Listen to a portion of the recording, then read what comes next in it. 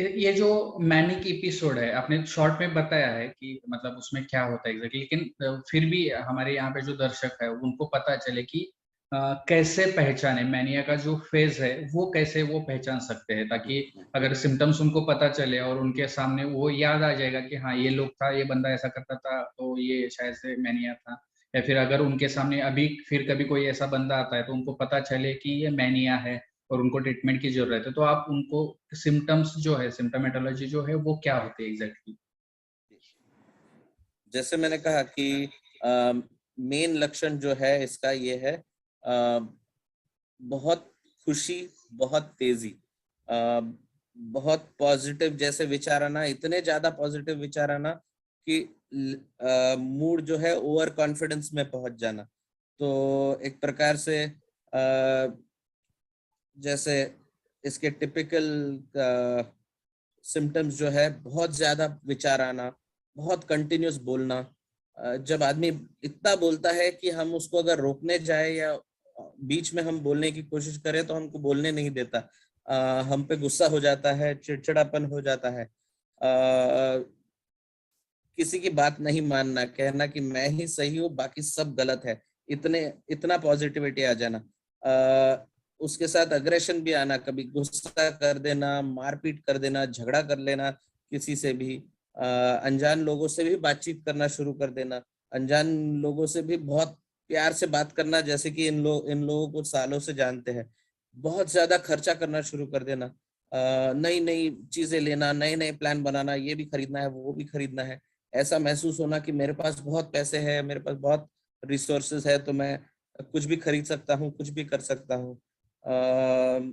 दूसरा, जैसे मैंने कहा कि लगना कि मेरे पास बहुत शक्ति है या पावर है, कभी इस प्रकार के भी सिम्टम्स दिखते हैं कि उनको लगता है कि वो कोई कोई बहुत बड़े व्यक्ति है, या फिर कभी लोग कहते हैं कि हम भगवान ने हमें शक्ति प्रदान की है, ऐसे भी विचार आते हैं। और बहुत बार जो है रियलिटी से भी नाता टूट जाता है, जैसे ये सब प्लान्स में कि जैसे मैंने कहा कि मेरा मोदी जी से कनेक्शन है, मेरे मेरे पॉलिटिशियंस के साथ उठना बैठना है, विचारों की तेजी इतनी ज्यादा, और बड़े बड़े रिस्क लेना, जैसे बड़ा खर्चा कर लेना या कोई बड़े बिजनेस में पैसा लगा देना। और जैसे मैंने कहा, एक विचार से दूसरे विचार इतनी तेजी से मन कूदता है कि कि जब बात करेंगे तो एक फ्लो में बातें चलती नहीं है, बातों के बीच में कनेक्शन जो है टूटते जाता है। तो ऐसे लगता है कि ये आदमी क्या बोल रहा है, आधी चीजें तो समझ में ही नहीं आ रही। ये सारे लक्षण जो है, और जैसे मैंने कहा इसके अलावा नींद में डिस्टरबेंस होना, लगना कि नींद की जरूरत ही नहीं है, 2-3 घंटा सो जाना और फिर तेजी से उठ जाना और काम पे लग जाना, बिल्कुल थकावट नहीं महसूस होना, लगना कि बस इतनी पावर शक्ति है कि मुझे आराम करने की जरूरत ही नहीं है, तो नींद की जरूरत नहीं है।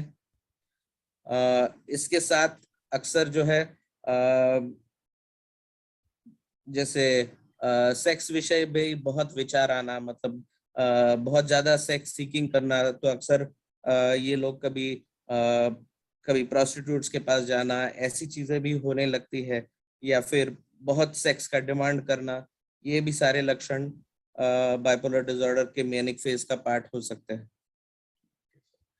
Thank you. और भूख पे उसका कुछ असर हो सकता है, मतलब ये जो पैटर्न है, इन जो बीमारियां होते हैं उसमें भूख का क्या हो सकता है, या फिर खाने के इस पे भी कुछ असर होता है उनका?